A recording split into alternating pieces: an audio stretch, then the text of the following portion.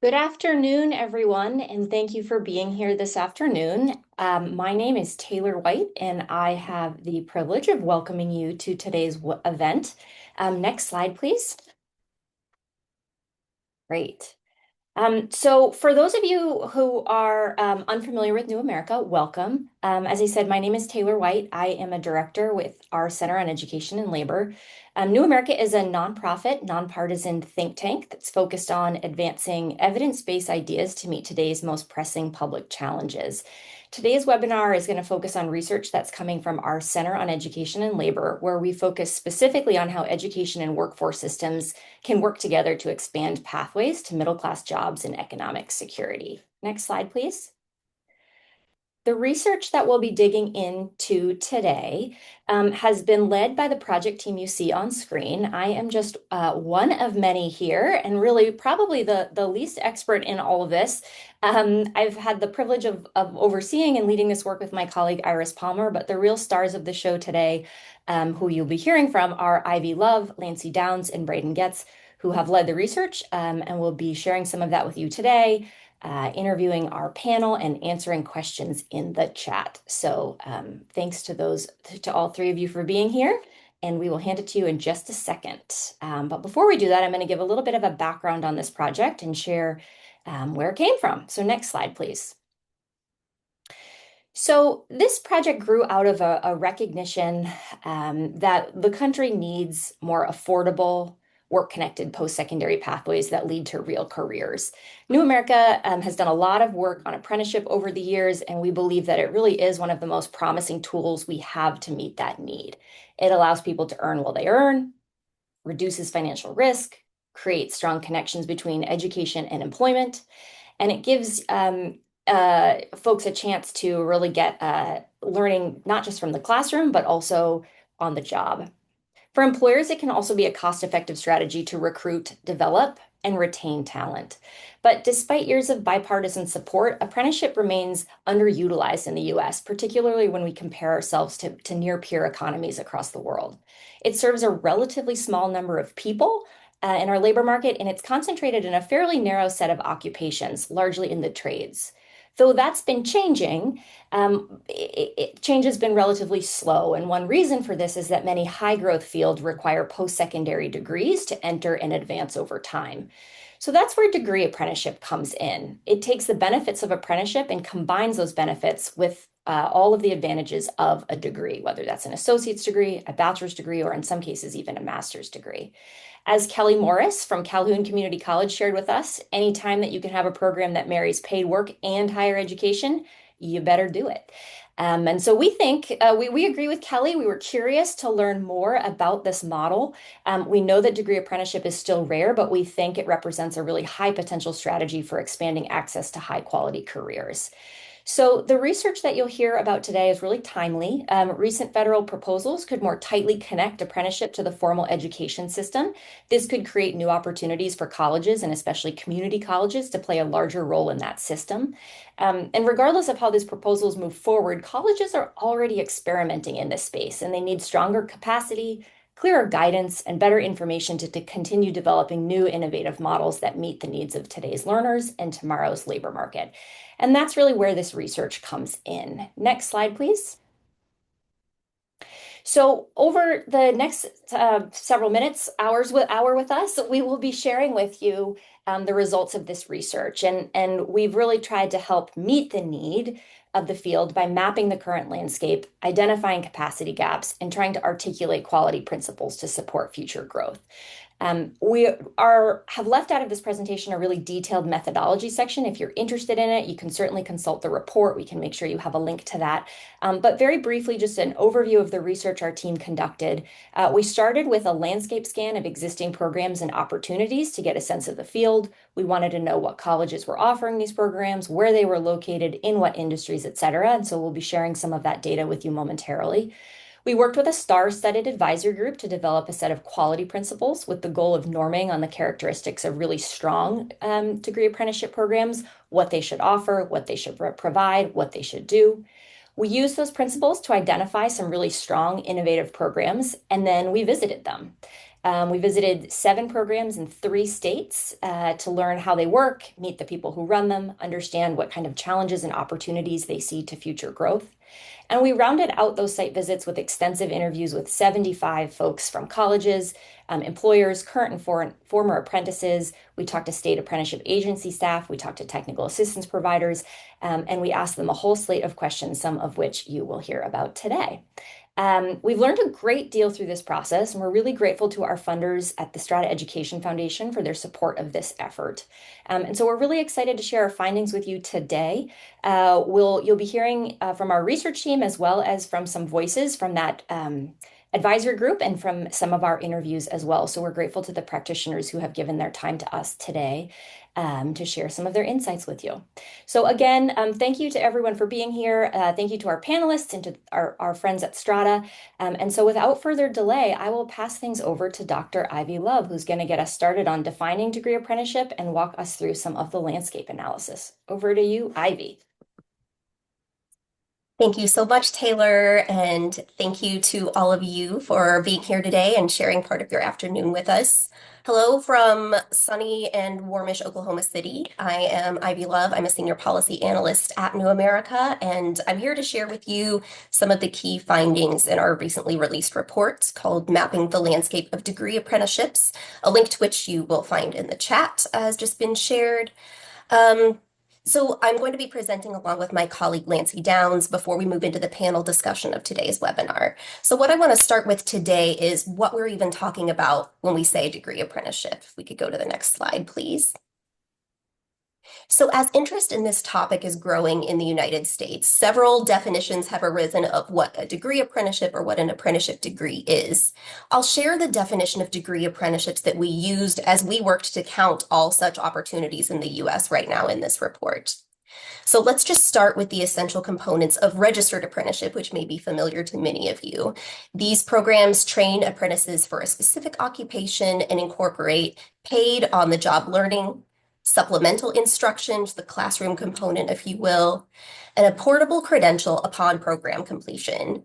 So degree apprenticeships are those for which the supplemental instruction and sometimes the on-the-job training together culminate in a degree.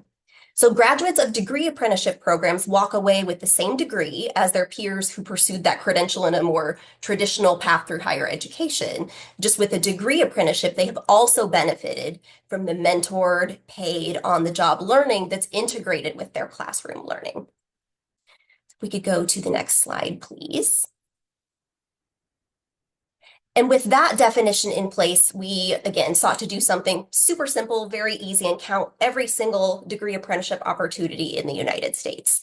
And as of yet, there's no convenient place to just pull those data. Our higher education data and our apprenticeship data don't talk to each other in some important ways that would simplify answering that question at this point. So our co-author on this report, Lancy's co-author, my co-author, Braden Getz, really did the lion's share of reaching out to state apprenticeship agencies, institutions of higher education, and doing some targeted searches of college websites and course catalogs to try to get an accurate count of what's out there today. So thanks to that very thorough search, we have findings to share with you all. If we can go ahead and go to the next slide. So altogether, we located 579 degree apprenticeship opportunities across the country. We're coming right up on 550 colleges and universities that offer at least one degree apprenticeship program, and almost every state has at least one program right now. We're very close. We also found a pretty long list of occupations for which at least one degree apprenticeship opportunity is available. And over the next couple of slides, I'll expound on those key points just a little bit. So let's go ahead and go on to the next slide. Okay. So we'll talk about occupational groups first. We'll start with those few that are the most common among the programs that are out there right now. So again, while we found this relatively long list of 91 different occupations, there are some really clear front-running groups of occupations that we saw across our count. with 3/4 of these programs are actually falling into the top five most common categories. If fully 1/3 of the degree apprenticeship opportunities that we located are teacher apprenticeship programs, for example. So rounding out the top five here, we have healthcare occupations, and then some perhaps more traditional apprenticeship occupations within the construction and manufacturing sectors. And I'll just say, we didn't find this grouping or this sort of ranking to be a great surprise based on what we'd heard anecdotally. And it's also worth noting that, recent federal investments play into this too. For example, some significant investment in developing teacher apprenticeship programs, and we've seen quite a few of those programs crop up quite recently. Well, let's go on to the next slide. Okay, and on this slide, we're going to talk about not just occupational groups, but some specific occupations. Again, we've got teachers at the top here, and it is not even remotely close, with that being the top occupation at 156 programs out of the almost 600 that we have altogether. And in second, we have 51 degree apprenticeship programs supporting apprentices to become registered nurses. So then again, we move into some more technical occupations, and we'll get into some of those in just a moment in terms of the degree component of the degree apprenticeship and the value that brings. Once we go a little bit further down the list, we have some preschool early childhood educators, also being a fairly common occupation. We get into insurance and billing as well. And let's now talk on the next slide, please, about those occupations that may not necessarily require a degree. So for some of these occupations, a degree is firmly required or all but required to launch a career in a given area. And the value in degree apprenticeships in those occupations, again, think you're teaching and nursing, for example, is that degree apprenticeship can be a more affordable path to the needed degree and add that higher level of hands-on, mentored, confidence-building practical experience. But for other occupations, it's either not typically required to have a degree at all. Think, for example, some manufacturing occupations, electricians, kind of along those lines. Yet we are still finding quite a few degree apprenticeships in these occupations. Why is this happening? So we heard a few reasons as we were conducting our interviews and our site visits around this question. So in those interviews and those site visits, we talked to some current and former apprentices that helped us understand this a little bit. And two themes that came up in those conversations were the job security and the potential for upward mobility. So in other words, if apprentices decide to move out of the area or pursue employment with another company, then having that degree in hand, they felt like would help them be more competitive as they were going elsewhere. They have the credential that comes with a registered apprenticeship, but also they're bringing with them this degree to translate that. And they also felt that if they wanted to move up, move into a management or leadership position, that having that degree with them as they're moving into the occupation, even if they didn't need it for the entry level, gives them an edge as they're wanting to build on what they've learned and move forward in their careers. And employers, in occupations where that degree isn't necessarily required, also still saw value in the degree. Most importantly, around helping them think long-term about leadership development within their companies. So being able to say, you'll get a degree out of this apprenticeship can help that company when they're recruiting apprentices who they want to keep around for a long time and really invest in their development over many years with that organization or with that company. If we could go to the next slide, please. Okay, so what degrees are most common across these degree apprenticeships? Well, the very clear winner is the Associate of Applied Science degree, and it is not close at all. These are pretty common in the manufacturing, building, and construction occupations, for example. And for those at the bachelor's level, those are almost all teacher apprenticeships. Not all of them. There are a few from other occupations, but it almost exclusively is teacher apprenticeships. And I will say I was not expecting to find more than one or two master's programs, if at all. And while those are also predominantly in education, there are a couple other fields, like one in social work, that have cropped up as well. So we are seeing some interesting programs cropping up across the country that we're excited to share with all of you about what we found and continue to learn more. We can go to the next slide, please. All right. The last thing I'll show you here is where these degree apprenticeships are concentrated by state. So as you can see, there are several standout states that have quite a lot of the programs. So out of those 579 programs that we identified across the country, around a fourth are either in Illinois, Alabama, or North Carolina. And there are a few reasons why this seems to be perhaps working well in these states. So first, we observed that where degree apprenticeship is a policy priority and there's policy in place to support that creates a supportive environment for those programs to be developed and operate, they do tend to build that in a successful way over time. And next, it is not free to build these programs and operate them in such a way that they're really accessible to people who want to enroll and get moving through a degree apprenticeship program and build their careers. So we saw that public investment in these states was pretty essential. And finally, there are employers in degree apprenticeships where their company has been at this for a while in other countries. They know this model well, they've seen it work, and they want to bring that kind of employee career development to their American sites as well. So here I will conclude the overview of our landscape of degree apprenticeships, and I will hand it over to my wonderful colleague, Lancy Downs, to share our quality framework, some concluding remarks that we drew from this work. Thank you all so much, and I'll hand it to you, Lancy. Thanks, Ivy. We took the slides down for just a second to see if we can get them back up with a clearer quality because I know they look a little bit blurry, but um, uh, and hopefully they will go back up in a second. Oh, great. That looks, I think that looks clearer on my end. So I'm going to spend the next few minutes with you all talking about the quality principles we developed for degree apprenticeship programs, including why we thought they mattered and they were important, and also what their implementation looks like in practice. Next slide, please. So as degree apprenticeship programs continue to grow, emerge, evolve, we believe that quality principles can point the way to successful implementation for program leaders or folks on the ground running programs, but also for policymakers.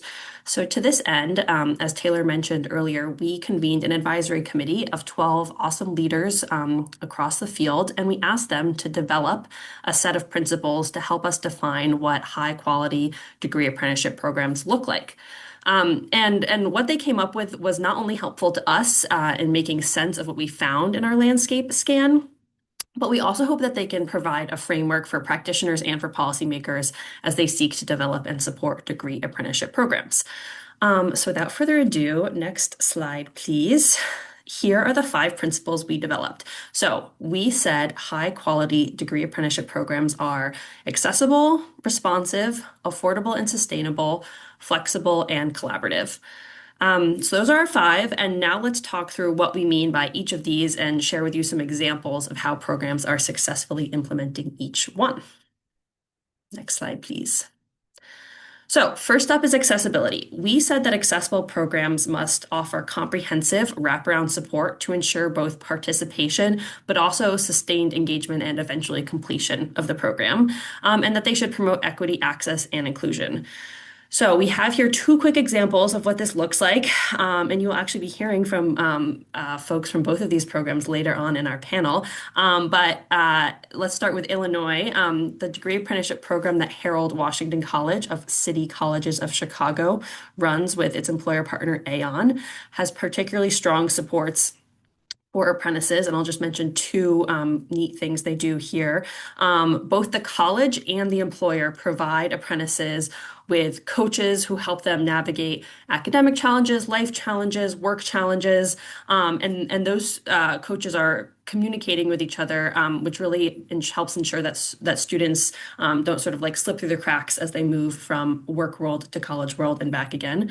The other thing that's worth noting here is that Aon runs a cohort model. So the apprentices we spoke with, current and former apprentices from that program, said that having a cohort, lots of other apprentices to go through the program with, allowed them to have access to peer support, which was really, really crucial to their persistence and success in the program.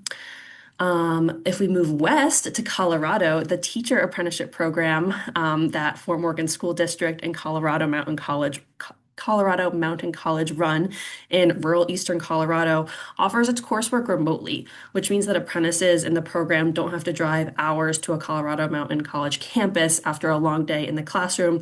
It's really crucial for apprentices who are parents who have other caregiving and family responsibilities, saves them from having to jump in the car and spend their evening doing that.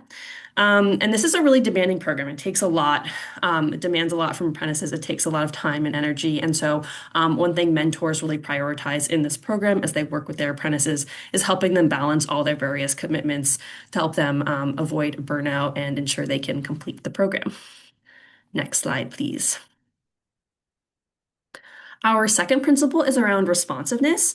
We said that responsive programs must be grounded in quality assurance systems, that they should prioritize accountability through clear outcomes, program oversight, mentor and faculty support, and that they should also be data-driven, so that they should be aligned with local labor market needs and regularly evaluated to support continuous learning. We found that Illinois Central College in Peoria, Illinois, does a really great job of this, collecting qualitative and quantitative data from employers and from apprentices. And Illinois Central really pride themselves, and justifiably so, for sort of always trying to respond to employer needs with a very like, yes, we can attitude. So when employers come to them and ask for something that might be tricky for the college to accommodate, their first response is never no. Their first response is always, let me see what we can do. And they always go back and check with their dean, check with their team, and try to find a solution that works for both the employer and for themselves. In Michigan, Talent Together, which is a consortium of school districts that help individuals become teachers through apprenticeship, has also developed a particularly robust mentor support program that includes a $7,500 stipend. This hefty and generous stipend is possible thanks to an appropriation from the Michigan legislature. We'll talk a little bit more about that in a second. But that funding allows Talent Together to properly compensate mentors and to have control over the quality of the mentor experience for mentors and for mentees alike. Next slide, please. Principle number 3 says that high quality programs are affordable and sustainable for all stakeholders, colleges, employers, and apprentices. They should eliminate or reduce debt. They should offer competitive salaries and deliver value for apprentices and for employers. We found that state policy, this is a place where state policy can play a big role. So, for example, the Alabama Office of Apprenticeship, which is the state apprenticeship agency in Alabama, only registers apprenticeship programs in which training is made available to apprentices at no cost. So that includes, if it's a degree apprenticeship, their college coursework. Employers in the state are required to provide essentially a last dollar scholarship, so they cover any costs that remain after federal student aid, other scholarships, and grants have been tapped. And to help them do this, Alabama also provides a cash incentive for employers that covers the cost of wages. So not directly for related instruction, but to sort of help offset the cost of wages that is available to employers in Alabama. In Colorado, St. Vrain Valley Schools and the University of Colorado, Denver offer a teacher degree apprenticeship program that is a good example of how to make these programs work on a tight school district budget. School districts are not like other for-profit employers. They are publicly funded and have certain limitations, but this program has done some creative things to make it work. So one thing they do is every year, they're hiring for a certain number of paraprofessionals, and every year they essentially set aside some of those roles that they know they will hire apprentices into. This means that they don't have to find extra money in their budget to cover apprentice wages. It's already sort of built into what they've allocated for para wages. They also work to make the program affordable for students. And one really great way they do this is to take advantage of dual enrollment and a longstanding agreement between CU Denver and the school district that allows them to offer dual enrollment classes through the university at a really, really affordable rate. Colorado also has a grant program that helps make teacher pathways affordable for high school students as they transition out of high school into college. And so they also tap into that as necessary to help support costs for students. Next slide, please. Okay, our fourth principle is flexibility. So we said that flexible programs must be permeable, that they should maximize credit for on-the-job learning, streamline those tricky administrative processes for students and for employers, and that they should be sequenced appropriately so that apprentices benefit from continuity of employment. Our colleagues and friends at Reach University have really set the standard here for awarding credit for on-the-job learning. We'll talk about this in a little bit, but often it's really hard for colleges and universities to figure out how to do this. But at Reach, up to half of the academic credits in the degree are earned through paid on-the-job learning. This is another place where state policy can play a really big role, and state policy can help support flexibility in degree apprenticeship programs. We saw this in North Carolina, for example, where community colleges can award up to 16 semester hour credits for work-based learning in a registered apprenticeship that's offered in conjunction with an Associates of Applied Science degree program. Okay, one more one word principle. Can you go back a slide? No, back, sorry. Yeah, collaborative. Okay, great. So collaborative, this is our fifth and final principle. And we said that collaborative programs must be co-developed and run with all stakeholders, that they should build trust-based relationships, and that they should integrate industry-driven skills and competencies.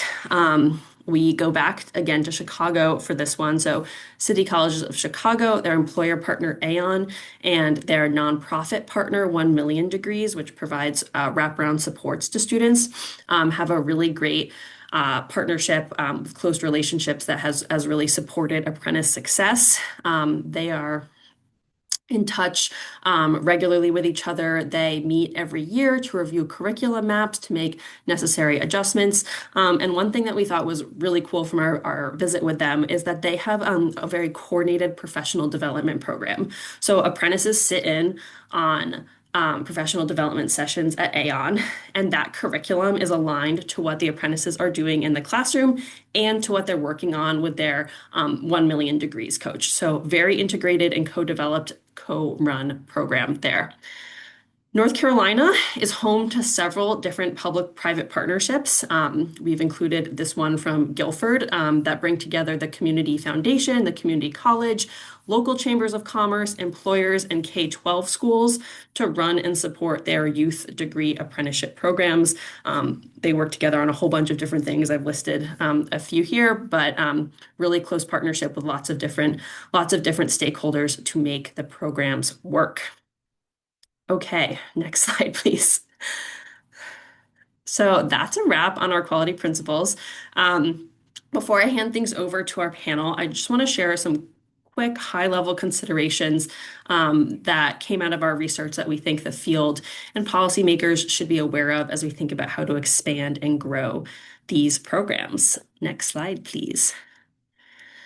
So the first thing to know is that degree apprenticeship programs are typically small. We're not making a value judgment with this statement. I want to be clear about that. We're not saying this is inherently a good or bad thing. In some cases, programs are appropriately small to suit the employer demand or the local labor market need. So, for example, you'll hear in a bit from Jen Krall from Fort Morgan. Fort Morgan is a really small rural school district. They only have so many openings every year for their teacher degree apprenticeship program. So they can't and they don't want to build out a huge program if there are no roles to hire apprentices into at the district after they complete the program. In other instances, small size can be a reflection of limited resources or capacity. So Calhoun Community College in Alabama runs a really wonderful nursing degree apprenticeship program. But when we spoke to them, they told us that they have limited capacity to enroll more students in their nursing apprenticeship, in part because there's a limited supply of nurses willing and able to serve as mentors. Next slide, please. I'm sure this will not shock any of you to see, but we found that public funds have been really important to this work, that they have been and they will continue to be critical to establishing new programs and helping them gain traction as they figure out and secure employer buy-in and how to make themselves sustainable in the long term.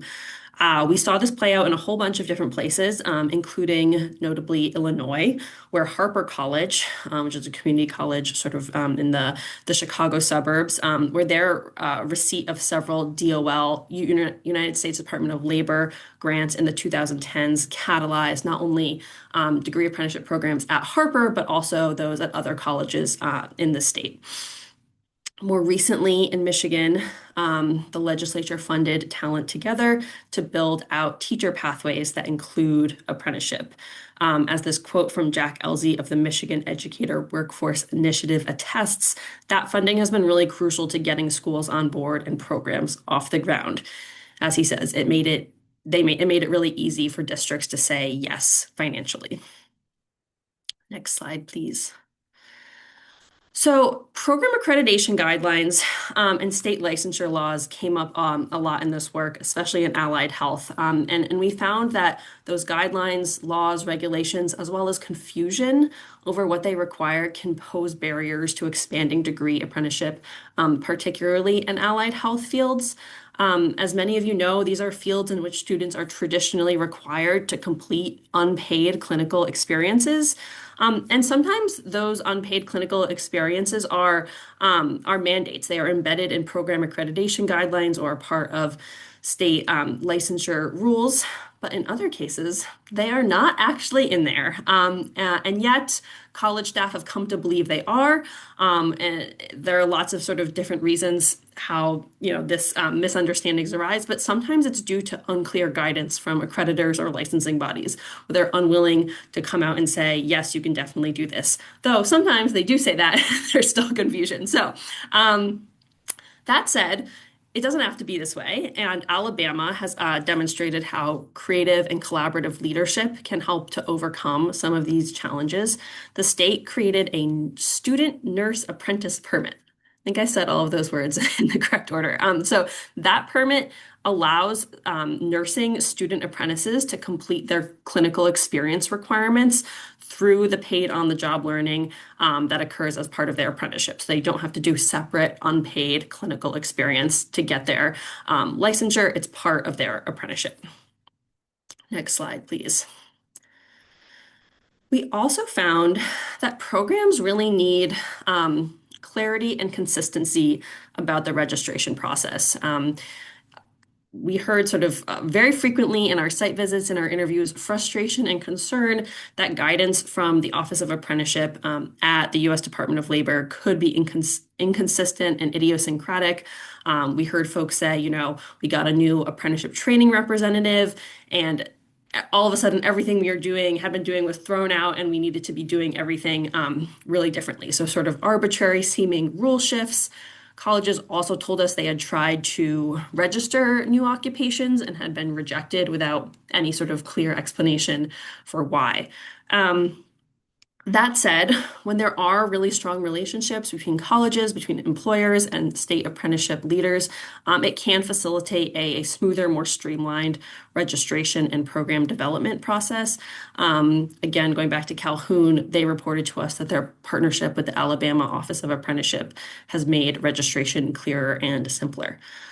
So there is hope when things come together well and relationships are collaborative and productive.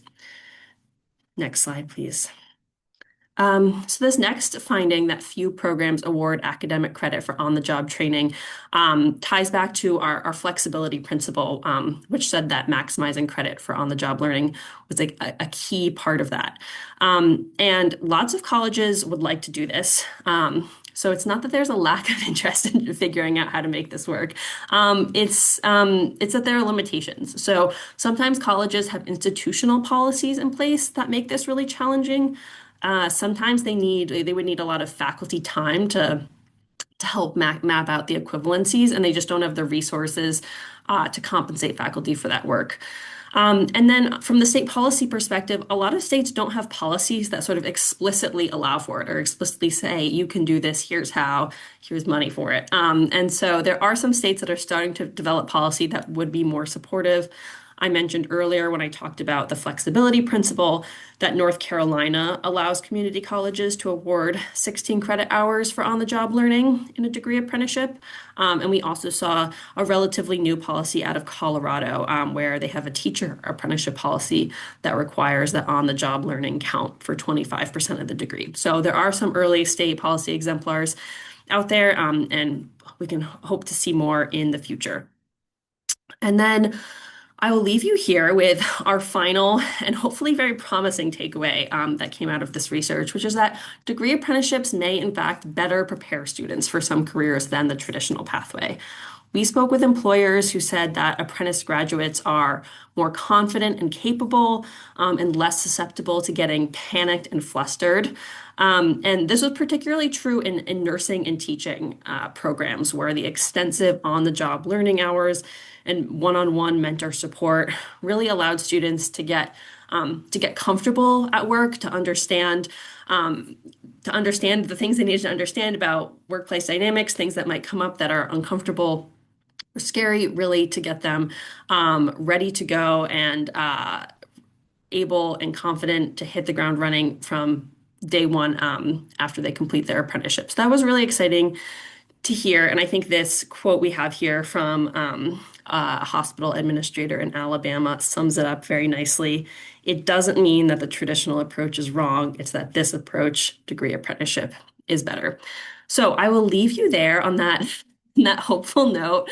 And we can go to the next slide as I hand things back to my wonderful colleague, Ivy Love, to introduce our panelists. Thank you, my wonderful colleague, Lancy Downs.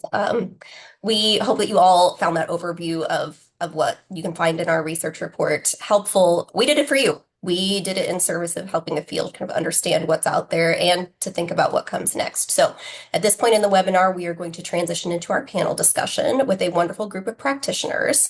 And I will just briefly introduce our moderator for today. So Andrew Cortez is the president and CEO of Building Futures Rhode Island. He founded Building Futures with the very important mission of helping meet employer and industry needs for skilled workers through the registered apprenticeship model, and doing that while creating family-sustaining career opportunities for low-income Rhode Islanders. Andrew also launched the Apprenticeship Rhode Island initiative, and that's created registered apprenticeship opportunities for occupations from healthcare to IT to marine trades and more. He's chaired the Rhode Island Apprenticeship Council. There's so many things that I could say about what Andrew's done for the field, but I'm just going to mention two more things. And first of all, Andrew knows apprenticeship inside and out, partly because he started his own career as an apprentice at 17. And I think that perspective is just so great to bring with you.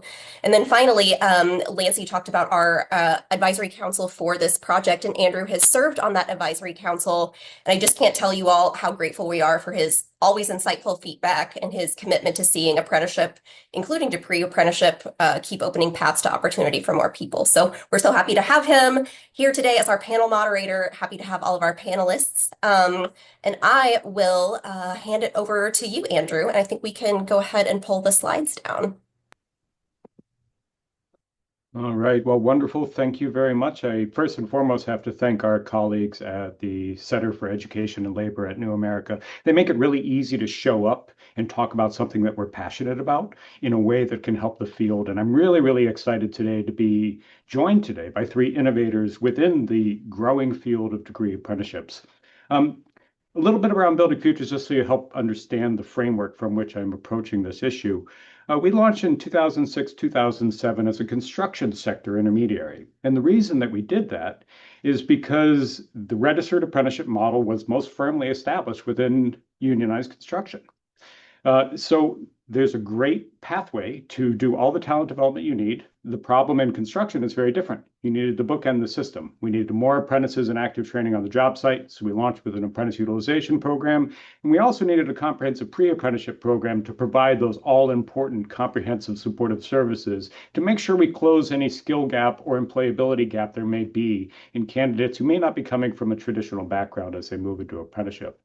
So we still do those two programs today. But in 2014 or 15, we said we need to switch to an intermediary model around the model itself. right? Registered apprenticeship is too good of a program to be kept in the construction sector. And in partnership with our state apprenticeship agency, we were able to launch the Apprenticeship Rhode Island initiative. 40 occupations, non-construction, are now operating in the state of Rhode Island. Many of them either bear college credit or degree granting in their own right.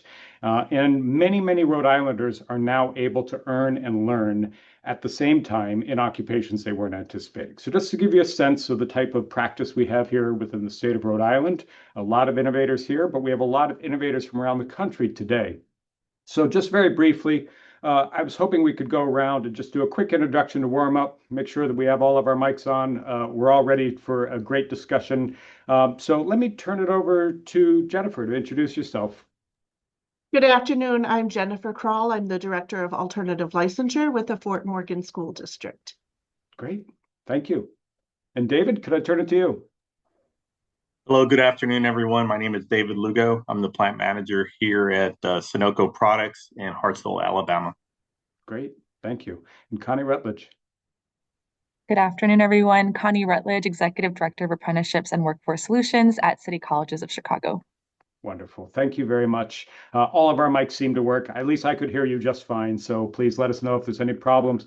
Maybe, Jennifer, if you don't mind, the first question heading to you. I mean, really, an apprentice within your program launched the paper, right? So I was reading with great interest around Juan Lomelli's journey. And I think it really drives home the point of why a degree apprenticeship program is important. But could you tell me why it is important for somebody from the community to be able to stand in front of their own community as a teacher and how you've been able to help with that? Sure, I'm happy to do that today and talk about how the teacher degree apprenticeship model has strengthened our own teacher workforce in our community in several different ways. It's expanded access to the teaching profession by reducing financial barriers and amount of time a candidate spends in the program. This has allowed us to build a partnership with local universities and state-approved programs, which provides future opportunities for their apprentices to continue their own education beyond a bachelor's degree, such as pursuing a master's degree. This approach has provided an on-the-job learning approach by offering practical training to better understand classroom management, instructional skills, assessment, and meeting the needs of diverse learners. This provides opportunities for career changers such as Juan, other paraprofessionals, and local community members who might not have otherwise pursued teaching. It's helped us to grow our own pipeline of local talent while also improving retention and stability of teachers across the district. An apprenticeship approach frames teaching as a skilled, respected profession with structured teaching, mentoring, career growth, and development. It's helped us increase certified teachers as opposed to hiring long-term substitute teachers who may not have had minimal teacher preparation experience. Lastly, it's strengthened our staff diversity and allows for sustainability in filling positions while reducing turnover and having to rely on other shortage mechanisms to fill current vacancies. It's an exceptional program model. And just to be clear for, perhaps folks who are joining us who aren't so familiar with the registered apprenticeship model. So an apprentice is an employee from day one. They're earning wages while they're learning their occupation, and they're earning college credit at the same time. So Juan doesn't have to make that tough choice around whether I go to school, risk going to school and incurring debt, and then hopefully I'll find a job at the end. He's doing both at the same time. Yes, that's correct. So he can remain in his position. Right now, he's identified as a teacher of record, and then in the evening, he takes the coursework. It's an exceptional program model and one that we hope to learn from and replicate across the country because we need it in so many occupations. Let me just ask you one follow-up question. It feels like Colorado has taken a really strong approach through a policy lens in stimulating the demand for these types of apprenticeship programs. How important was a supportive policy environment in you launching your own program in Fort Morgan? Yes, policy has really helped drive the work and get it up and running across Colorado in several different ways. It's defined what counts as an apprenticeship. So for example, federal and state registered apprenticeship policies versus like a youth or a pre-apprenticeship policy. Policy has also bridged the silos, such as aligning education with the workforce, with the licensing systems. This is really important because misalignment could create duplicative efforts for an apprentice to experience, and it could create some barriers to completion. So this alignment between the um, education, the workforce, and the licensing system has allowed stackable credit and accelerated pathways as opportunities. Policy has also helped with funding, as we heard earlier, and sustainability. Policies shape eligibility for public funding, such as candidates having access to Perkins, WIOA, or different state funds. There are employer incentives or tax credits, and we've been allowed to braid and blend funding. Most of our candidates have not had to pay for their higher ed experience because of this model. The model. This is really important because apprentices are expensive to launch, but cost effective in the long term. And policy can incentivize employer participation and reduce financial barriers for the apprentices. Policy can also help close the opportunity gap by creating equity, access, and protection.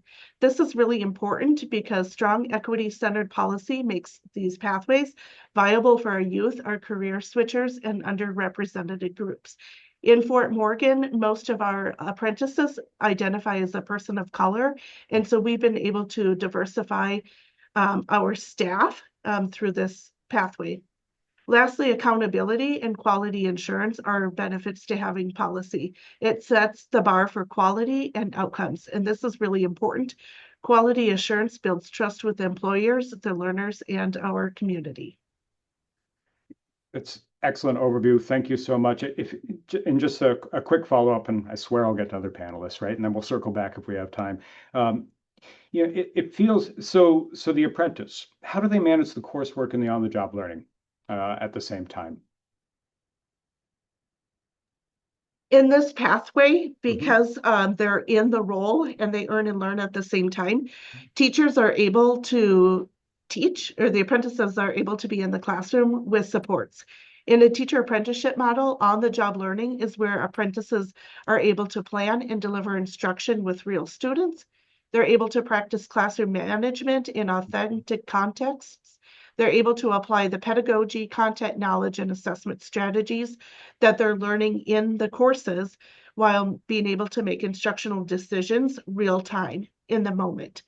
Unlike a traditional student teaching, on-the-job learning is long-term. They're paid for their experience and it's progressive, which the end result then is skill development is contextualized and not in a simulated model. High quality on-the-job learning is intentionally designed. It clearly defines competencies aligned to a teaching standards. There's a gradual release of responsibility where the apprentice is able to observe, they're able to co-teach, and be in a position to lead. They have protected time for reflection and feedback, and it explicitly links the coursework on a daily practice. Without the structure, on-the-job learning becomes cheap labor, but with structure, it becomes professional development.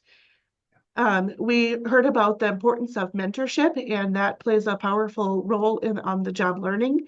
Each of our apprentices are paired with a skilled mentor who's skilled in training and coaching and not just supervising our apprentices. We have regular evidence-based feedback cycles and have a chance to model planning, instruction, and professional decision-making with the mentor. The mentors help apprentices make sense of what they're seeing and doing.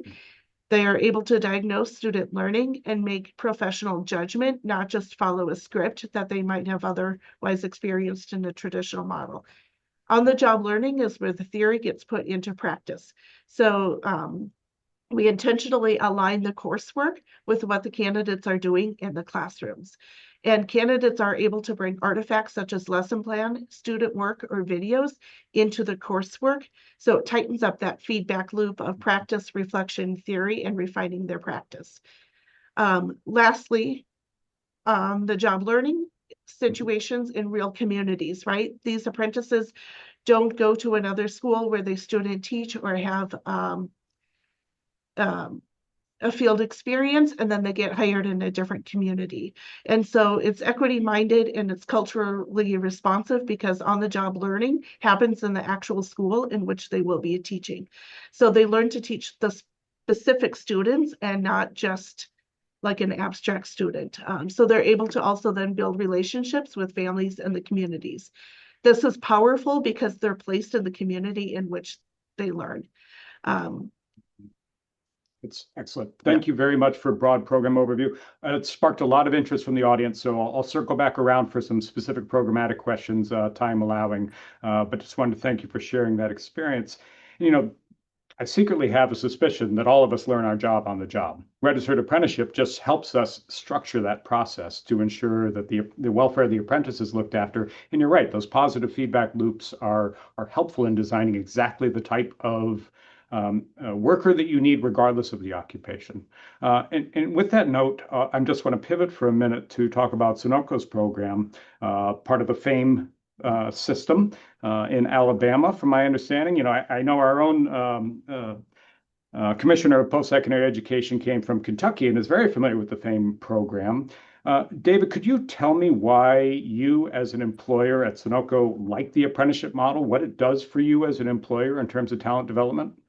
Absolutely. And if you don't mind, I'm going to add a few other apprenticeships that we have too. So you mentioned FAME, but we are working with Calhoun. You mentioned Kelly Morris earlier in this call. We work with Calhoun, partner with them on several other apprentices, and I'll mention those. But right before you called my name, you said that many people learn their job, while doing it, while in the workplace, and that was the standard up until several years ago. And what I found very interesting, so I relocated from Georgia 4 years ago, and it just really blew me away when I came to the state of Alabama and working with the Alabama Office of Apprenticeship, working with partners like Calhoun. We also partner with Wallace State, but not as many candidates as we do with Calhoun. But we found the structure to be the most beneficial thing with these apprenticeships. You can have a more traditional or the apprenticeship that you had in the past where you were a group with somebody, or maybe you just learned on the job going through certain checkpoints or workbooks, especially if you're referring to something of a technical sort. This way you can see actually the difference too between somebody who has gone through a structured apprenticeship and has gone through the classes, the curriculum, and out there on the shop floor. If you watch that person, it's more methodical. Their troubleshooting style is at a higher level. They're actually working through a problem rather than just being a parts changer or going back to what they've seen before. This equipment isn't working. Here's the condition. Let's try this because that's what it was last time. But the apprentices that we're getting from Calhoun specifically through the FAME program, they have a standard way of troubleshooting. They understand the systems. They have a deeper understanding, and they're able actually to talk through and train other people. So their level of understanding is quantified, by the classes that they take and the also the scenarios that we put them through. A good example, and I don't want to take too long, but I'm just really passionate about this. A good example is we have competencies that they go through from the college. It's from the state of Alabama, the apprenticeship. Certain competencies you have to go through. As they're going through these competencies, we are, marking them as proficient, and then we take those skills and we apply them by assigning them tasks that are associated with those competencies. So they're not shadowing somebody or, just saying, "Oh, go out there and figure it out." We actually go through and have them, if they say they're proficient and their mentor says they're proficient, then we assign them a task, and then they're actually doing it to reinforce that understanding as well. That's excellent. And I'll just feed you a little bit to riff off of. I'm sure it's true in your environment as well. the beautiful thing about experiential learning is you can't run away from the problems, right? You have to problem solve it through, and you only get that when you're learning on the job, even if it's getting complemented by related instruction. But just one point I wanted to highlight, structuring this formally and having competencies and benchmarks that indicate somebody has mastered a particular process or is ready for wage progression, that's a learning contract, right? I mean, you're talking about an agreement between a worker and an employer around how they learn, how they demonstrate their performance, and how they advance in their career. That's an incredibly powerful tool. I would imagine you develop your best company folks through the apprenticeship program. I don't know if that's true, but I'm hoping it is, especially now that I said it. Yes. Yeah, yeah, you're absolutely right. We do, and so there's different aspects of the or requirements, I guess, of the apprenticeship, to be a registered apprenticeship. You've got the traditional way prior to this, to where you show that maybe you're not quite able to explain why you know something. Yeah, just maybe your manager or supervisor will witness you doing certain things and they think you're at a certain level.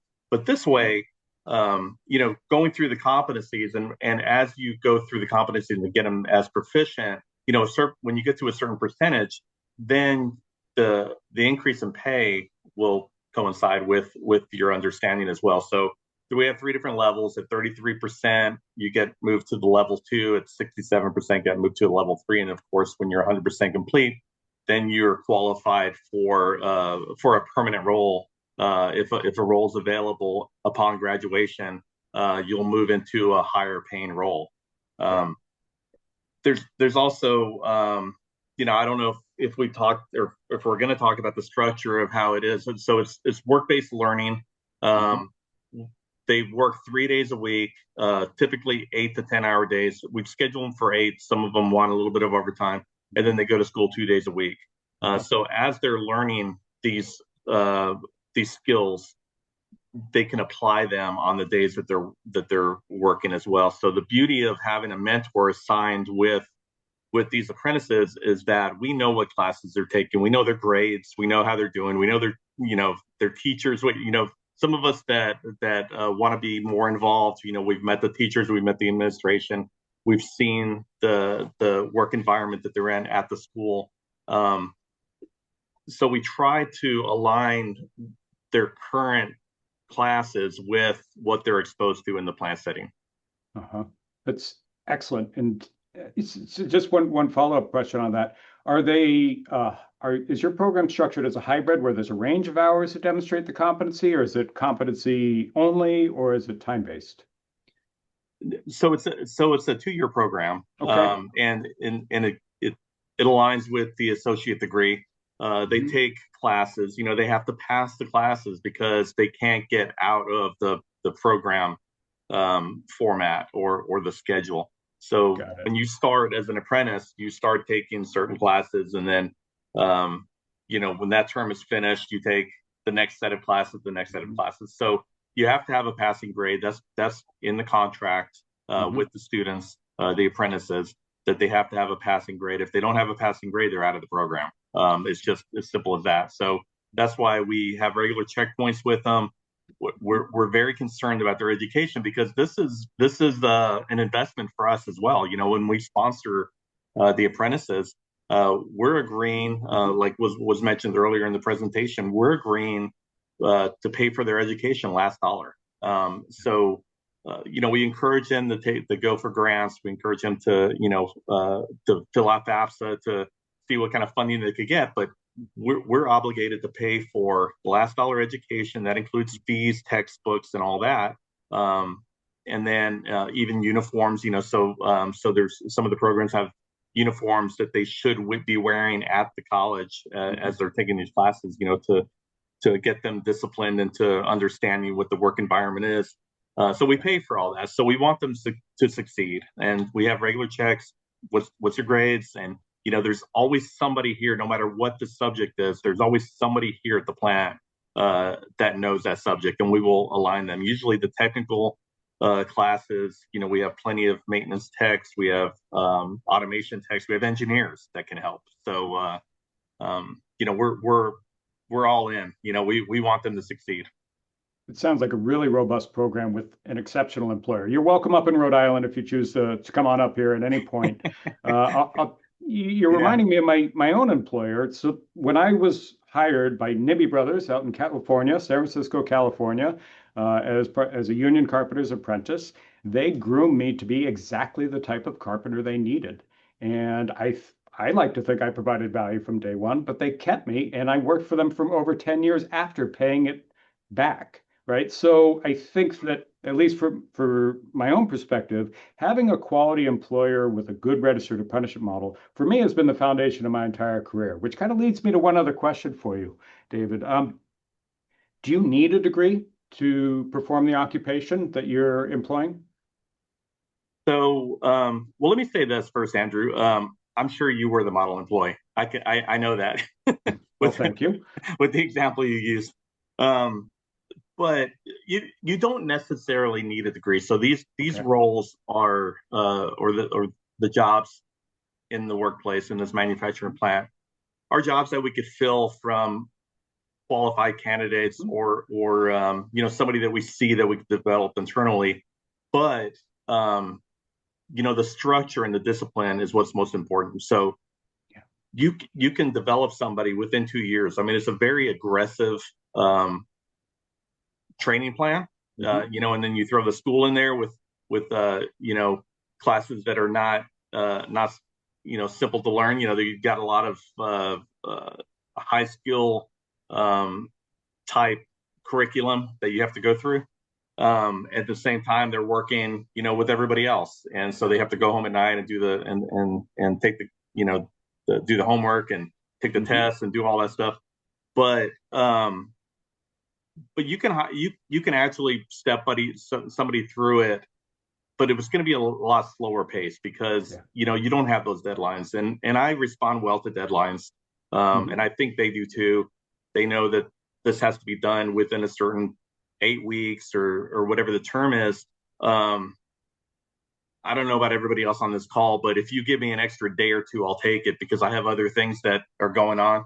So that regiment that they must follow, and then the way it's structured is, if you look at the program and the classes and the competencies, the way it's structured in a way to really deepen the understanding along the way. So if you get out of that pace or out of that format, I don't think you'll benefit as much just doing it on your own.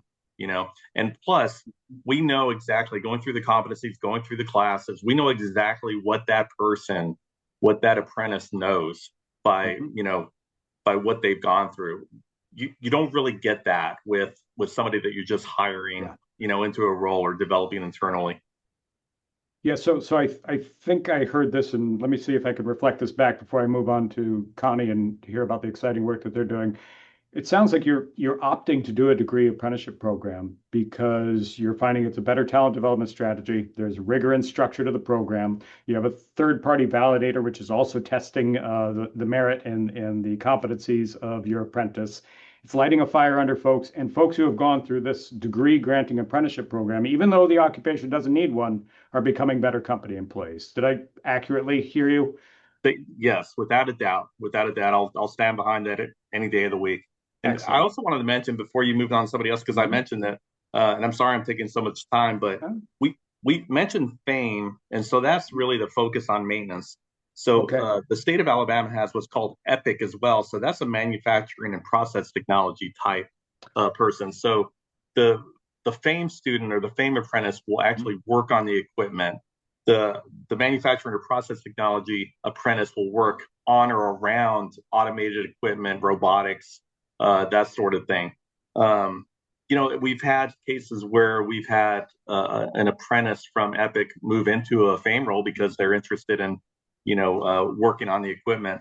We also have, this is our second year into a welding apprenticeship that we've partnered with Calhoun to get that done. And this is our first year of doing a CAD apprenticeship. Nice. We saw a need, and we said, hey, let's do it. Let's see if Calhoun will work with us to develop an apprenticeship, and we did. And so we have a CAD apprentice that's currently working in one of our plants here on campus. And then what we did 2 years ago is we started an operations leadership apprenticeship. So we wanted to try to identify every path that we could. Manufacturing, those people that aren't in manufacturing, they think, okay, you've got people walking around pushing buttons and fixing equipment, but you have IT, you have finance, you have engineering, you have just about anything you can imagine. And so we wanted a leadership path, and with the leadership path, it's structured the same way. You get a 2-year degree, opt to go to a 4-year degree, a bachelor's degree if you want, and we'll do tuition reimbursement for that. But we have all these apprenticeships that are feeding into our plant to help us succeed and get to the next level. So it's just been a really, really good experience for me. Oh, thank you, David, for sharing your experience. And obviously, you've converted. You're singing the gospel of registered apprenticeship at this point. Much appreciated. As mentioned, you are a welcome employer in Rhode Island anytime you'd like to open up a branch. But let me make sure that I get to Connie, because there are really, really exciting programs happening out at City Colleges. And then we'll circle back, time allowing. I know we're all passionate around the subject. But you're really, Connie, you're really representing the kind of the community college voice on this panel. Um, from your perspective, what's the value for the college in adapting and embracing a degree apprenticeship model? Yeah, I think ultimately what we say at City Colleges is that students come to college to essentially get a job. Like, yes, they want a degree. Yes, they want to learn the skills in the classroom and get their technical training. But it's all ultimately leading to a job where they can actually begin their careers and start earning a family sustaining wage. And so for us, the benefit of it is that apprenticeships have really been a proven investment in showing economically mobile individuals, especially for those who are really invested in the model. And it's really allowed our apprentices, and I have, stories upon stories of our students who have been in apprenticeships that have become first generation college graduates from their family, have bought homes in, on the west side of Chicago based on the wages and salaries that they were earning from their apprenticeships. And so I think for us, the value is really clear in that it's really allowing our students to become more economically mobile and getting into a career that makes sense for them while they're also like really learning and learning that experience on the job while earning a wage for them. Yeah, that's exceptional. And just to clarify program structure, so Aon's the employer. Are they also the sponsor, or do you sponsor on their behalf? Yeah, so Aon is the sponsor of their own Okay. apprenticeship program, but we do sponsor other programs and occupations where the employer is just the employer and we essentially are the intermediary. But in this particular case, you're providing the related instruction, and it sounds like you're also coordinating a lot of supports that the students may need to successfully complete their journey as well. Um, so when we're thinking about things like, well, how are we going to scale degree apprenticeship programs? It feels like the colleges have an essential role, regardless of what the role is. Like I was just with President Costigan of Community College of Rhode Island this morning, and she gets it, and she understands it. And often it seems like community colleges are in the related instruction provision aspect of the program, but more and more, like, Rhode Island College, for instance, sponsors their own apprenticeship programs. And it sounds like you're also doing a combination of both, depending on what the employer in the industry need is. Is that accurate? Yes, absolutely. We are somewhat newer to the Mhm. sponsorship aspect of registered apprenticeship programs because there's also a capacity issue, right? That you need Sure. people to be able to actually do the administrative functions of a registered apprenticeship program. Hmm. We're lucky in that we have a leader who really believes in the apprenticeship model and also has a workforce background. And so he's actually invested some staff into really building out and scaling apprenticeship programs and other work-based learning programs, but really in the registered apprenticeship space. So we've actually added a couple staff members to the team that allows us to really expand this capacity. Excellent. So you're not seeing a limit, you're just seeing a beginning in the registered apprenticeship space. Is that? Yeah, Yeah, absolutely. Yeah. And I think it's excellent. interesting because the report earlier was mentioning that public workforce funding is Hmm. critical to scaling. And we have actually been experiencing that on our end as well. Hmm. We're the first time recipients of the State Apprenticeship Expansion Grant from our state's Department of Commerce and Economic Hmm. Opportunity. And Right. so it's really kind of allowing us to see what are the limits, and if there are even any limits to what we can do. We're still exploring a few different occupations in that because we're still early on in that grant, but it's allowing us to really think broadly about what could we do in this apprenticeship space that really helps and supports our students, but also meets the needs of our employers in Chicago. Well, I would imagine an all of the above strategy makes a lot of sense when it comes to college's role within apprenticeship. Like sometimes, we meet with, on behalf of the state apprenticeship agency, smaller employers, mom and pop shop, one employee. They are not going to take on the administrative burden, a burden for such a small employer of the registered system, right? But if somebody like city colleges could come in and aggregate the demand of many smaller employers and create some administrative efficiencies, all of a sudden you've extended the reach of registered apprenticeship to employers who might not benefit from the model, but for your efforts. I'm imagining you're thinking about all of these things. Yeah, we definitely are. So we've actually already registered a cybersecurity technician role, Okay. and so we're at this point in juncture. We already had an employer that kicked us off in that occupation, but we are, out there looking for employers who want to sign on as an employer for that cybersecurity technician because we're taking care of not only the instruction as a community college, we're also taking care of the administrative paperwork for any apprentice agreements, as well as competency tracking, as well as all of the um, registration that happens on the Rapids database. And so we're essentially handling all of that behind the scenes for the employer. And then at the same time, and if an employer is part of a registered apprenticeship program, they're getting other incentives. And so we're trying to really ensure that employers are aware of the incentives that are out there for employers who are signing on to these programs because it really does benefit not only our students, but also our employers and the economy as well. Yeah, sounds tremendous. Sounds like you're right on track. One other question, it jumped out at me in the study. It seems like there's another intermediary in the mix with Aon as well, 1 million degrees. Am I correct in saying that they're sort of an intermediary around the supportive services to help with degree obtainment? And how essential has that been in this programmatic mix to run your program well? Yeah, 1 million degrees is the intermediary that you're speaking of, and they've Mhm. been critical to the Aon program. We're really actually lucky that it's actually a model that we already had prior to the Aon apprenticeship model. 1 Okay, million degrees is embedded into the city colleges model for students to got it. complete community college, and that's really the goal of their organization.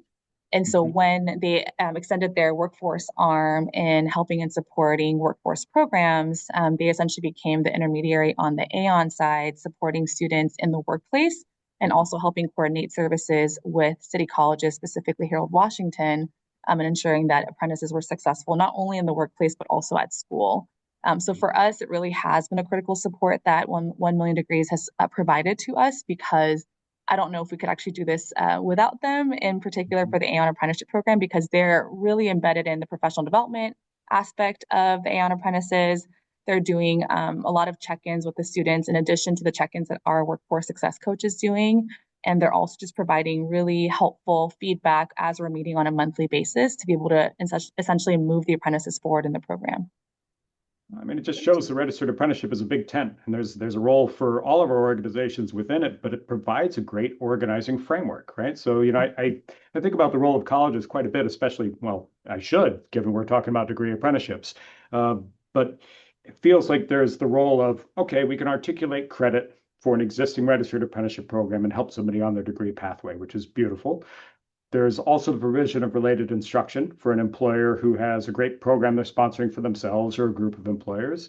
And then there's this great role as an aggregator where you're saying, hey, smaller employers, you could benefit from this system and we will take care of the paperwork aspect of it for you. And those feel like three really essential roles for you as an intermediary to be playing in this degree apprenticeship space. Um, Yeah. Absolutely. I also think that we're well positioned, just given the role that we have in our community. We're trusted conveners for mhm. employers, workforce organizations, unions, industry associations. We're already partnering with so many of them across our colleges. And so it just made sense for us to really play this role as an intermediary by bringing all of these groups together to help support both the student and the employers and Yeah. ensuring that workforce needs are being met. And so I think it's just for us, it's just a natural role that we're already playing in other Mhm. aspects. And we're just really tapping into that registered apprenticeship space a little bit more. Let me just frame and pose one more question, and then we'll be right at time. And we can go to some of the questions. I've been trying to get the audience questions in as we go, but I know we want to leave some time for Q&A. In terms of so should colleges be, well, let's see, how should we frame this? Sometimes folks are reticent to assign on-the-job learning credit. But I think that that could be an impediment, and perhaps some colleges around the country might be thinking about that in the wrong order, right? So the way I think about it is if we can really do a good job of crosswalking what they've learned on the job and maximize the credit obtainment for that portion, you're gaining a new student. You're not cheapening your degree, right? So that's the way I look at it. Is your college also taking a similar approach? Like this is a way in which we could provide value to more students than we could otherwise. Is that the way colleges should be thinking about it, or should they be protective of their degree structures and their, the various things that the institutes of higher ed have to deal with? What are your thoughts? Yeah. I think for us at city colleges, I won't speak for other colleges, but Mhm. for us at city colleges, we are really embracing the model that, people are coming from all over to attend city colleges. And so it's not just the recent high school graduates who are coming to city colleges. There are people who have been in another industry for 20, 30 years, changing their careers and then coming to city colleges for another degree. We have bachelor's degree students who are coming back for an associate's degree as well. And it's just that there's a wide range of students here at CCC. I Yeah. think for us, we've really embraced that and tried to provide other ways for students to gain credits outside of Mhm. just the traditional model that we provide through our degree programs. We have an entire department at our district office that focuses just on credits for prior learning. And so, how do we actually ensure that whether it's a one student model or it's an organizational model of organizations coming to city colleges to provide what they're training on for us to provide anyone that comes to that organization gets a certain number of credits. We Mhm. have a model that's set up that allows both students and employers to be able to provide us with any materials that allow us to review and crosswalk what we're learning in the classroom on our side and really be able to provide the credits that they've earned through the work that they've done and on the job. And it's just growing more. And so we're trying to add capacity to our teams there because Mhm. currently it is a very small team at our district office, but we are definitely embracing that and understand that work experience is really important in other areas and especially in our credits that our students are gaining through other courses. Thank you very much for sharing your experiences of innovation from the field. To all our panelists, we are right at time for the panel portion. We're going to move to Q&A in a moment. But just wanted to thank you all because each of you are providing a unique perspective on the next steps in terms of scaling degree apprenticeship programs around the country. Again, our colleagues at New America have done a great job of taking this sort of landscape view and understanding the field where it's at. But there are some conclusions there. There's not only a quality framework now, but then there's also the questions of scalability. And I think that each of you are offering a different window into why degree apprenticeship programs should be scaled. Again, I want to be respectful of audience questions. Otherwise, I'll just take over the conversation and keep going around all the stuff that I care so deeply about. But just wanted to thank each of you for sharing your particular expertise related to your programs and how they're providing degree apprenticeships for your community. So thank you very much. All right. And I will defer to my colleagues at New America. Ivy, Lancy, would you like me just to grab questions that I see in the chat, or do you have some that you would want to make sure that we get to? Yeah, I would say feel free to grab ones. Andrew, there was one about mentorship that came up that might be one that many of our panelists can speak to. So that might be a good place to start. But if you have another one to start with, you're the Well, I mean, there's moderator. so many So questions in this box. I'm just scrolling through here. yeah, I know.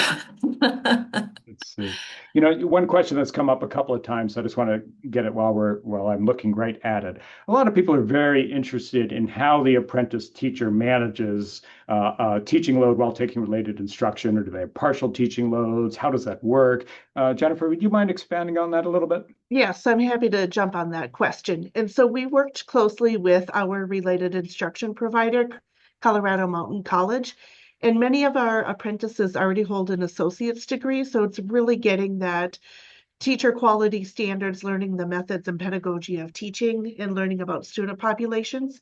And so Colorado Mountain College, and I apologize if you're on the call and I misspeak because this is really your area of expertise. So I'm going to try to convey the message the best I can, but they've compacted their coursework.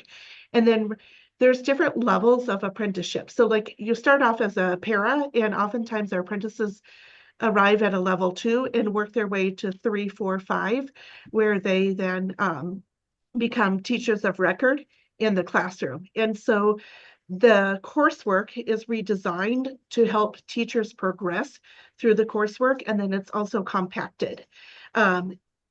We have like the READ Act in Colorado. And so oftentimes if our apprentices had some of that coursework already, they can get credit for that prior approval. And so we've done a variety of things to better meet the needs of the apprentices, so that work-life balance. The apprentices who have the core competency classes that they still have to take, who may not have already walked in with an associate's, we're strategic in how we deliver those. They don't have to take that coursework first before they get the teacher coursework. They can then take the coursework during the summertime. So Great. Hope that answers some questions. It sounds like you've created enough flexibility to make sure that you're meeting the needs of everybody involved. So that makes a ton of sense. And the question related to around mentorship was, do any of us have examples of trainings provided to develop mentors? And I'll share first, and then I'll open it up to others. Sounds like David probably has some comments as well. So yes, Building Future is when we were developing healthcare apprenticeship programs within the hospital sector. They have a preceptor model. We wanted to take advantage of that. So we designed and piloted a train the trainer model for mentors within healthcare. And we did that in partnership with the HCAP, the Healthcare Career Advancement Program. And if you look on their website, you can download those guides for free and adapt them as you see fit. They were developed with grant funds. We helped on our end in terms of providing a partnership site and informing that curriculum. It's a great training for training mentors on how to be good mentors. So please feel free to download that, freely developed, and adapt it to your own personalized sector. But let me open it up to others. Anybody else have strong examples of how you develop your mentors or journey workers who are working with apprentices that you want to share? So Andrew, I'll put David on the spot. Yeah, I could add a few comments. Thank you. I mean, I said that I'm familiar with this. So we have a couple different ways to develop our mentors into being effective trainers, in the field. One of them is through our partner at Calhoun. So they do offer courses for mentorship. So because they're familiar with the apprentice programs that we have, they can tailor it towards the FAME or EPIC, the maintenance or the manufacturer and even the ops leadership. They can tailor it to us because they know who we are, what we do, and the apprentices that we have. But also, I'm very fortunate to be working for a company that considers development as one of the highest priorities. And we have what we call Sunoco University. It's a computer-based platform, but then we also have live lectures, live training that's through that too, but then also computer-based training. And there's just so many different training modules available, and then structured training as well, on an annual basis, several different sessions scheduled throughout the year to help with mentorship of other people. And then also at a senior level, I mean, I know we're talking about the people getting into the workforce, but at a senior level, we also have mentors that we assign. Like we'll ask for a mentor, and we'll assign each other, mentors as well. Yeah. Well, I'll just one more comment out of me. It's an interesting thing. Even in the gold standard, the traditional models of the building trades apprenticeship programs, it's important to note, having a skilled journey worker working side by side is a safety issue. But having a journey worker who's fully competent in their occupation doesn't necessarily mean they're a good mentor for the apprentice, right? So even within that, and we've actually adapted and created a training for traditional construction programs as well to help journey workers who want to be better mentors to their apprentices learn those skills and understand how best to translate what they're seeing, right? So it's a really important feature. So thank you very much for the question. Yeah, But- actually, Andrew, one more comment yeah, because you touched on it. Um, I found, and I think everybody on this call will agree with me by saying that you reinforce your own understanding by teaching somebody else. And absolutely. so we take advantage of that. We take advantage of apprentices that have graduated, and we have them mentor. Not only are they fresh, they understand. They just got out of school. They've just got through this competency listing. They're signed off, so they know what the expectations are, and it reinforces their understanding as well. So many of our apprentices are assigned to mentor first year FAME or EPIC students. Mhm. That's excellent. It's an excellent point, and I completely 100% agree. I will say that that's why I used to love working with apprentices as a journey worker because it kept me sharp in my own craft to have to articulate why we are doing something or approaching something in a particular way, help me get better at what I do. And it's a two-way street, right? So really, really strong value to mentorship. I just want to take moderator prerogative for the last minute or so and just pose a question to folks. Um, it's funny that the traditional construction apprenticeship programs have been solely privately funded, right? These are employer contributions, or if it's a unionized environment, it's employers and union members' contributions to a joint training fund, which then gets administered, et cetera. But colleges typically have had some form of public funding support, et cetera. So the real question in my mind, traditional trades might look at it and say, listen, the employer is getting a value. They should do this development on their own, period. But the colleges are saying, yeah, but we also have cost, right, in order to provide the high quality registered related instruction and degree programs. How do we thread this needle? How do we scale up the public investment to recognize that degree apprenticeships, occupations where you normally wouldn't have a registered apprenticeship program to get you to that degree? How do we make sure from a policy and a public policy environment that we are adequately funding the related instruction that's necessary for degree programs? Hard question, but just wanted to throw it out to see if we have some light bulbs. Billions of dollars. I think that's probably the answer, right? Now, I just raised this and only slightly tongue in cheek because when you do look at the Swiss system or you do look at the German dual system, you see massive public investment in the related instruction to ensure occupational competencies and standards and that things have transferability and reciprocity across the occupational domains. And I know our good friend, formerly state director of Alabama, Josh Laney, is working on a project around precisely those issues, just to make sure that when we design a program, it needs to work everywhere. Right? So, again, but if you have great ideas about how to scale up and create the policy environment to have public funding that supports degree apprenticeships, please send me a note afterwards. We can talk offline. I'll happily take your thoughts. I think we are pretty much at time, so I will turn it back over to Ivy. And thank you very much for the opportunity to talk to some great innovators in the field.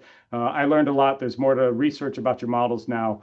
Please don't hesitate to reach out if there's anything I can provide to you. Back to you, Ivy.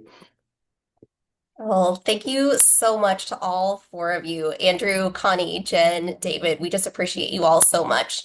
So just a couple quick things before we close. I'll tell you what we'll be up to in the next year. First of all, if we could go back to slides. On this slide that should be coming up any second, just want to share an easy way to access our report. There we go. There's a QR code that will take you straight there. We've also shared the link in our chat, I think at least once or twice. So feel free to take a look there. And if we can just go on to the next slide, want to make sure we get everything in here. We are not done yet, team. We are so excited to bring more insights to you over the coming year. So what you can expect from us in 2026 is 3 core pieces. So we are working on 2 in-depth briefs right now on fields where we're seeing that big and growing presence in degree apprenticeship in education and healthcare.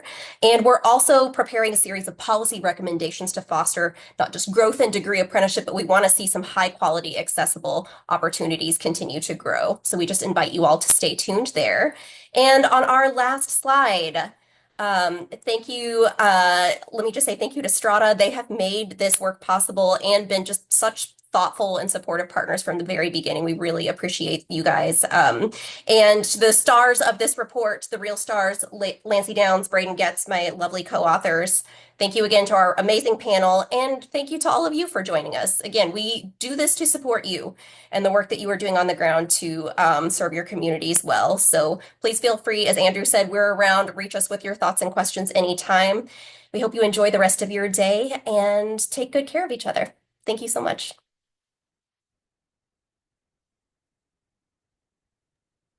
Thank you.